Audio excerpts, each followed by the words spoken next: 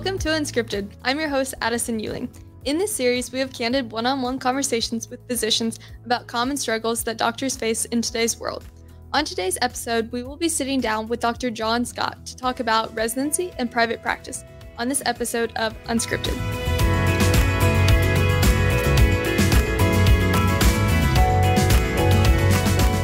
Well, thank you so much for joining us today, Dr. Scott. Can you please start by introducing yourself and sharing a little bit about your background? I'd be glad to. Thank you for having me. First off, it's a great honor to be here. I've got a long story, just like everybody else does. I'm from a small town, Beaumont, Texas.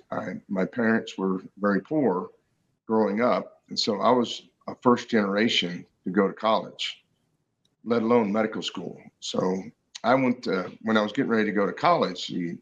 My dad said I was too dumb to be a doctor, so I said, "Well, I'll show you." And because I really had never studied ever, my thing in high school was sports. So I was always playing sports and they just give you the grades. I didn't enjoy a couple of the things, history and science, I really enjoyed. So when I got to college, I went pre-med. And what is that? And then from then on, you had to learn how to study. So I spent a lot of time in the library, and it's kind of like you have to invent the wheel. And so I spent a lot of time as well in the professor's office. So when I took a test, I could hear their voice. I knew what the questions they were coming from. I could feel it. So one of my favorite classes was embryology because you could see in your mind the development of how it had to be. For example, one of the questions was, why are the lungs on each side of the heart? The answer is because the cavity was formed first. Second was the heart. It came in twisted, set itself. So the lung buds had no other way around but go on each side of the heart. And that's the way things are. So I really enjoyed that. And then I had a friend of mine. I met him at the end of my first semester in college. We both said the same thing to each other. Said, "Why are you here?" And I said, "Because I'm pre-med." He goes, "What are you doing here?" I said, "Well, I'm mechanical engineering." I said, "I thought you went off to be a pipe fitter." And so we kind of got in a little argument. We grew up together. We went to elementary school together, played sports in different high schools against each other. And then he said, "Well, if you can be pre-med, I can be pre-med too." Long story short, it made a competition between each of us. And the brainiacs in the class couldn't handle us because we'd go into class and got to the point where we'd talk to each other and say, "Did you study for this test?" I didn't know there was a test. So it was always messing with their minds. And he went off to be a heart surgeon. He's now a heart surgeon in Beaumont, Texas, a great friend, good guy. And so just very enjoyable person. And so getting through college, it's all about, I use a sports analogy, fourth quarter, 2 minutes, because when you're tired, you don't want to study. You gotta get it going. Got to get it together. It's all about the grades. It's all about the MedCat. It's all about your interview. It's just everything. So I was doing everything I could. First off, I wanted to see if I could handle it. So I got a job in the local hospital for all 4 years in physical therapy. And that allowed me to go everywhere because we could do everywhere because we might have patients in the ICU, CCU, different places. So it was a great experience for me to see that I could handle everything. So went to medical school in Fort Worth, Texas College of Osteopathic Medicine. And it was really neat because not only do you learn the same things American Medical Association, when you learn manipulation, chiropractic stuff. So for 2 years of that in association with the other classes, in addition, we did the manipulation. So I got very good at it. I thoroughly enjoy it, use it today. And it's a very nice thing to have in as your armamentarium. Then anyway, after medical school, I wasn't sure what I wanted to do. I did a transitional internship, which is 6 months of medicine, 6 months of surgery. And the only thing I really didn't like was pediatrics. But I liked everything else. Mm-hmm. So later on, when I finished my internship, I wasn't sure what I wanted to do. So I worked in a local one of these urgent care centers. I was the youngest medical director they ever had and had a really good time. I moonlight in ERs, in the small ERs, because back then in the state of Texas, you could work with a 1 year internship. Now you can't, but back then you could. So anyway, a friend of mine, I went to med school. He called me and said, "John, you got to come check this out." So I flew out to Lubbock. They have an international famous pain program. And I met the chairman, spent the day with the chairman. He said, "John, you need to come." So hence I was in Lubbock doing an anesthesia residency and then a pain fellowship. I thoroughly enjoyed myself. And then at the time, there weren't very many jobs available for anesthesiologists. It's kind of switched now. But then I went and did a cardiac anesthesia fellowship in New Orleans at Ochsner. And it was extremely impressive in the sense that they did everything: transplants, thoracoabdominal aneurysms, you name it, liver transplants. It was very, very neat, very enjoyable. Then I always wanted to live in Dallas, so I went back. And at the time, like I said, not many jobs. So I got a job at UT Southwestern. Had a great time, great experience. It was a level 1 trauma center. And I thoroughly enjoyed myself. They sent me everywhere. I did everything. I just had a really good time. I got to work with the residents. And see, I took over the neuro department since the neuro guy left. So I ran it, and they always gave me a junior resident. And the other room I had was usually a beginner. So you're kind of running back and forth. But I, like I said, I had a great time. Then I always wanted to live out in a place called Grapevine, Texas. I kept driving out there. I talked to the chief of the anesthesia department, and I was able to get a job out there. I took over the pain program, did pain for 15 years, and then just kind of got gradually burned out on it because I really felt like it could help 1 in 10, and the rest was narcotics and other kind of medication.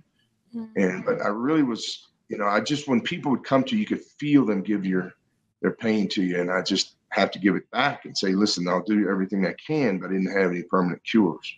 So I did try everything I could. So over time, I just kind of got burned down and went strictly to the operating room.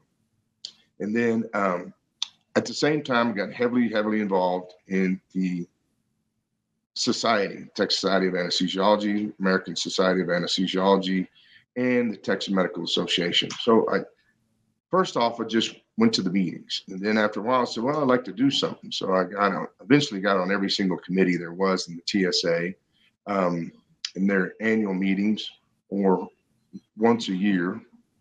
And so you have intermittent meetings. And then the American Society of Anesthesiology, it's a real great pleasure to go to where they have the national meetings. That's 50,000 people come to those things.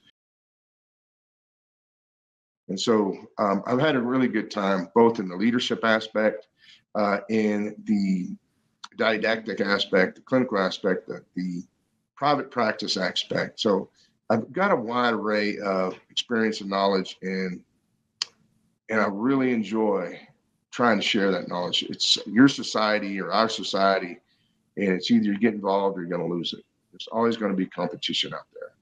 So you mentioned that you worked in a university and you also worked like private practice. What did you prefer, and kind of why did you choose to go with either of them? All right. When I first got finished, I went to a university, and I thoroughly enjoyed myself. It was kind of the Wild Wild West. It's a level 1 trauma center. What that means is everything comes in there that's major: gunshots, car wrecks, all of it. And they have a 95% success rate. If you come in there at all alive, you're going to leave. You're going to live. And so it was a great opportunity to see a wide array of man's inhumanity to man, man's inhumanity to self, those kind of things, and see all the different dynamics, because it was a huge place, all the different dynamics of the different residents, staff, faculty, you name it. I thoroughly enjoyed myself. So I could see myself staying there a whole career. And I really wanted to be like a chairman. I'd done 2 fellowships, so that was kind of one of my goals. But the lure of private practice kept calling me. That is, it pays a lot more. I hate to say it that way, but that's the honest truth. It just pays so much more than at the university. And then also where I was living in an apartment. I was able to buy a house where I wanted to live, and it was just a great opportunity to move out there. And I turned it down the first time, and they said, either you take this one or we're not calling you back. So I had to take it. And this is where I've been for the past 25 years. I've thoroughly enjoyed it. It's what it is. In private practice, you did your own cases. So I did my own cases for 25 years. And then in a residency program, you're overseeing the residents, and you're either from beginners all the way to seniors. You're trying not to get in the way if it's a senior, and if it's a first year, you have to practically do the case yourself. Mm-hmm. So then in the private practice world, you have to learn to get along with the staff and the surgeons. Surgeons can be very word for it is very demanding. That's a word I'm going to stay with today, demanding. And so you got to try and figure out their personalities and try and make everybody happy. And anesthesiologists, we're the ones there that do all the cases no matter what. And our job is trying to make sure the patients are safe and ready for surgery. And so there's both an art and science, and anesthesiology definitely does that. Science is the drugs, the medicine we use, monitoring the patient, and the art is dealing with the other colleagues, your staff, and just trying to get along. It's very interesting. What tips and tricks did you kind of use when you were going through your residency, fellowship, and newly attending that really helped you and that you would want to share with the audience today? Oh, very good. I get it now. Go back over what are the things that helped me get through residency and then in private practice. It's all about mentors. Finding someone that believes in you when you don't believe in yourself. Because you're thrown into something you've never done before. As I'm a physician. I did an internship. I've gone to medical school, passed the med exam. So I'm a physician, but now you're starting something that's brand new. It's a residency. And it's hard to gain that experience without ever being in it. So the people that help you get through it are your mentors. The people that come in the room and are supportive. And one of the things you learn in life, and I really want everybody to understand this, there are going to be detractors, people that don't want you to succeed. They don't like the way you look or the talk or whatever. And it's your job to work through it, because in life, it's competition. In life, there are going to be people, no matter what, don't like you. So it's your job to read motivational books, pray, get involved, talk it out, have someone that you can lean on. And I had that. I had a real good friend of mine went to elementary school, through medical school, residencies, and things like that. He was always there to kind of vent and to talk things over. So one of the most important things is to have mentors, have friends that understand what you're going through. They don't have to be an anesthesiology resident or an OB-GYN resident, whatever you're going through. It's just someone that is in the medical field that can understand how difficult at times it is, because it is a lot of hours. It's a lot of pressure. But the reason why it's there is there's lives at hand. You got to be able to handle things. One of our famous quotes we use is when seconds count. Everything's great when everything is normal and there's not any problems, but when there is an event or a problem that occurs, you got seconds to figure it out. If not, it can cause irreversible harm to a patient. So you got to be on your best game at all times. And there's demands. We put in 80, 100-hour weeks. So to get through these things, you have to have a faith. You have to have a belief in yourself. And what I really want to emphasize, knowledge is power. Keep reading, keep studying, keep asking questions. Go and find someone to talk things over with. I sought out the mentor. Later on in my career, the mentor sought me out, and I was lucky to have that. I got involved with the Tech Society of Anesthesiology, and two mentors of mine, Dr. Tillman Hine and then Dr. David Gorman, they believed in me, and they said, John, we want to give you a chance. And they did. And I've been able to rise up in the leadership of the society and all the societies because of that. So if I can't leave you with anything, is 2, read motivational books. 2, stay in contact with close friends. And when you're having a bad day, talk about it. 3 is mentors in your department. Someone that you can tell things to and it'll never go anywhere else. Yeah, absolutely. Community is such an important aspect in every part of your life, and just having that person who is in that same position or who has been recently and who can connect really on that level to be able to help you through whatever you're going through is incredibly important. So thank you for sharing that. How do you feel like you kept community besides mentors? You mentioned that club that you were in or that society. Kind of share more about that. Oh, I'd love to. Thank you. Thank you for bringing that up. I have been so involved. I put on 114 receptions in my career, in 15-year career doing this. So I've given receptions for U.S. senators, congressmen, congresswomen, Texas governor, lieutenant governor, attorney general, representatives, senators, and local city councilmen and mayor. So Wow. I've been involved heavily. And through that, one of the famous sayings is act globally. No, I'm sorry, let me think. Think globally, but act locally. And that's very true. So I got involved in the campaigns. There's 6 city council members. I helped all 6 get elected. Wow. It's in your backyard. So through this thing, I've been appointed to the Texas Medical Board District Review Committee. I was on it for 7 years. That was governor appointed. Then I was appointed by the governor to the Physician Assistant Board. I was on it for 2 years, but at the same time, I got appointed to the University of North Texas Board of Regents. And I'm the second physician that's ever been on the Board of Regents. So that's a big accomplishment in my career. One of the things that really is one of my highlights is because you went to medical school and then you get to serve on the board overseeing everything. You see them all. University of North Texas has 4 campuses, one in Denton, one in Dallas, one in Frisco, and the Health Science Center that's where I went to medical school. So it's a very big honor to oversee all of it, especially there's 9 of us on the board, 8 are business people. 1 is a physician. So when they bring up the physician questions, that's where I'm all about it. Kind of going back to the your newly attending position, kind of what were some of the biggest challenges you faced during that time? All right, let's start with UT Southwestern. So you go there, and from day one, you kind of look odd. Okay, who is this guy? What's he doing? Does he know what he's talking about? Is he trained? Is he not trained?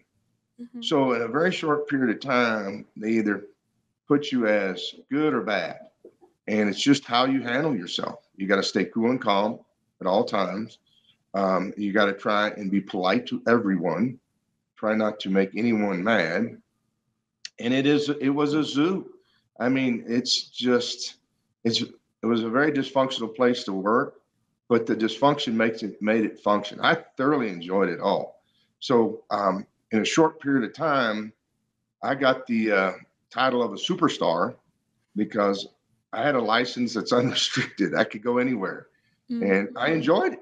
I thoroughly enjoyed it. Just seeing the variety of cases, the variety of things, working with residents from the beginning to the seniors, the fellows, all of it. They put me over in the pain clinic, and I started running the pain clinic. And over at Zell District, which is another hospital, and I had 3 fellows under me. Okay, so I got us involved in the anatomy lab. Started doing anatomy again, just to kind of go over where the nerves are, all of what we're doing. And then come back another day, you're working with a freshman first-year resident. So it was a wide variety. I took over the neuro department. So you're working on brain tumors and all the different things. And then there was a guy, a very famous surgeon that was there at the time, became good friends with him because it was just so different. And we had monthly what is known as imminent morbidity and mortality. You had lectures, you had different things I would get with residents. They would come to me. I was on this Osler oral board company, and we would go around and teach oral boards, help residents get ready for that. Yeah. And so I would do practical oral boards for people all the time. So, and when I went into an OR on a daily basis, depending on your level, if you're a first year, I'm lecturing to you. If you're a senior, you're lecturing to me. And if you're not lecturing, I'm asking questions. And so it's when you saw me coming, it's either one way or the other. You're you're giving me a lecture, or I'm asking questions. And I would get down to biomolecular level, like draw me out the pathway for making etomidate or some crazy like that. But I really enjoyed that. And so one of the things that I've learned over the years is, I'm kind of segueing into that, is burnout, suicide, depression. It happens in all specialties, but I really took a deep dive and started giving lectures on this throughout the country. And I did it in colleges, med school, residents, and in private practice as well. So I've thoroughly enjoyed that aspect of it. Yeah. So can you give us just like a short intro into those speeches that you gave on that burnout, that depression, suicide, because that is so high and that's such a big problem for some medical students? Well, thank you. Yes. The number one thing to know is you're not alone. You're not the only one that's going to have problems. You're not the only one that's going to have issues. And in our atmosphere, environment, there's a lot of finger pointing and a lot of things like, I would have never done that.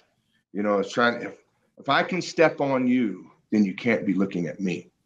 And you have to learn, you got to grow a tougher outer skin, number one. But number two is you've got to know that there's help out there. And the medical society has gotten better on that. When events occur, they look at it. And the first thing they try and determine they start with, it wasn't your fault. And then they work backwards. And then they determine what happened and why. We're doing cases that weren't ever done before 50 years ago on sicker and sicker and sicker patients. The population's getting older and the young are getting younger with more and more pathology. So it's a risk is going to happen. Doing anesthesia on somebody like you should be a walk in the park, unless you have some problem we didn't know about. But really, overall, that would be it. So then you start delving into it. Okay, alcohol and drugs. You kind of, and it starts in college. It starts in medical school. The pressure of school, and you kind of turn to alcohol and drugs. You don't feel like you have somebody backing you, and you start delving into the other. You get depressed because you didn't do well on this test, and you start getting in what's known as quicksand. You delve on the past more than what you do on the present and the future. You're going to have things happen your whole career. It's where you do with it. There's no famous saying that it's not how hard you can hit, it's how hard you can take a hit and keep on going. That was Sylvester Stallone as Rocky, one of his movies. But it's words to live by. And then suicide is not alone. The important thing is to recognize your colleagues and get help.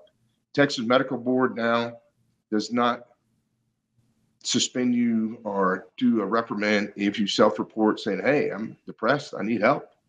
They're not allowed to do that anymore. And so what can make or break you in your career is if you get reported to medical board, or you get a suspension, or you get a reprimand from the National Data Bank, or any of those things. So now they've taken that out. They do understand now that medicine is demanding.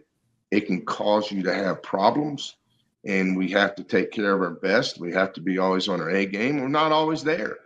Life gets in the way, marriage, divorces, sick kids, sick family, whatever. And it's got to have some help doing that. And I gave a lecture, just sidebar, I gave a lecture on stress, burnout, suicide to all the police chiefs in Dallas-Fort Worth. And so I did a deep dive into what the police do. They're way, way above medicine because their patients, their people shoot back at them. Well, my patients don't shoot back at me. So they have so much more than what we have. They have apps on their phone. They can get a hold of somebody 24/7. They have so many different things. So when I gave the lecture, I first started by apologizing and saying, I thought I came here to teach you, but instead you're teaching me. So it was very enjoyable. But when I finished the lecture, they started asking each other questions. And I felt like, well, maybe I should sit down. But it was kind of interesting. But getting back to our thing is, no matter what profession you're in, you're always going to have issues and problems. And when you're in private practice, you could work 80, 100-hour weeks. You're doing cases when you're tired. And things happen. Things happen to good people as well as bad people. And we got to be able to take care of it. And we got to be believing in ourselves. And that's why I really recommend counseling, having a mentor, having friends. So I have all of it. I really think it's very important. The most important thing I want you to remember, you're not alone. 2 is you're going to have detractors. And 3, get help. Your whole career. You're entitled. You're taking care of patients. Why can't you be taken care of? Get a psychologist, get a counselor. Yeah, such good advice that you just shared. Do you have one last great story that you kind of want to leave us with? Yeah, I've got to have a lot. What I felt like is going back is I've thoroughly enjoyed taking care of patients over the years, both in the pain clinic as well as anesthesia. That's what it's all about, is taking care of these people. And they're so grateful. As an anesthesiologist, you only meet for a minute or two. And you have to build rapport. You have to make them feel safe. You have to make them feel that you're going to do a good job. And this is where the art and science come in. I go in there and I shake hands and sit down. By that, just sitting down lets people know that you're not in a hurry. They want to know they count. So stop for a second and sit down. Hold hands. Look them in the eye. When I go into a room, I shake hands with everybody in that room. Who are you? How do I, so-and-so? All those kind of things. So I recommend that. Have a personal touch to your career. And two is, I've been doing this a long time, and being involved politically, it's your specialty to lose.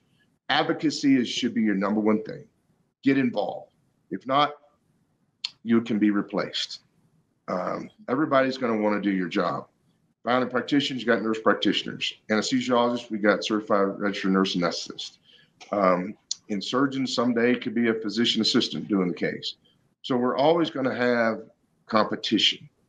It's what you do about it. So that's why you got to get involved. And a long time ago, it didn't mean as much just doing a good case.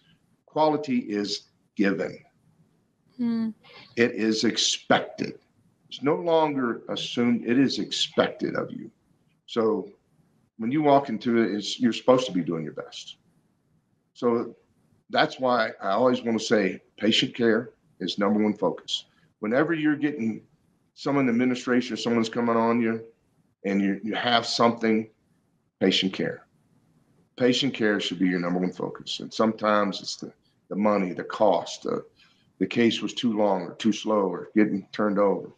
And if your answer was the patient wasn't ready or patient care, there was issues, they can't get you for that. The other thing is you always want to keep reading, keep studying, keep reading, going to conferences, talk things over with colleagues. If something bad happens, which inevitably it does in medicine, you got to have somebody to talk to. That's why you got to have mentors and friends to get through things with. And the thing I want to leave you with is stay involved. I'm heavily involved, but it doesn't mean any longer just do a good job and go home, because the competition is going to try and take your place, take your job. It took me 14 years to get here. Don't give it away. Yeah, absolutely. Great advice. Thank you so much for joining us today and for sharing all about your career and your background. Oh, I've enjoyed it. You have. It's been enjoyable. I look forward to doing more.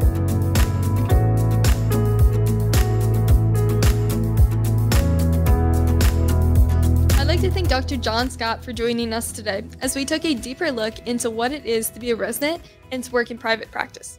I hope our conversation has shed some light on advice on the medical field and has given you tools to utilize in your medical career. Stay tuned for more discussions on important topics in the medical field, and one way to do that is to like and subscribe so you'll never miss an episode. I'm your host, Addison Ewing, and we'll see you next time on Unscripted.